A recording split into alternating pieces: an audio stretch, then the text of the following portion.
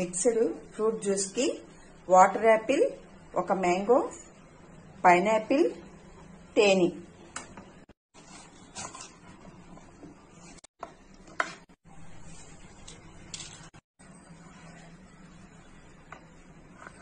ఇలా కట్ చేసుకున్న 3 రకాల ఫ్రూట్స్, గ్లాస్ పాలు ఇప్పుడు మిక్సీ జార్లో వేసుకోవాలి. కట్ చేసుకున్న మ్యాంగో, కట్ చేసుకున్న పైనాపిల్, కట్ చేసుకున్న వాటర్ యాపిల్,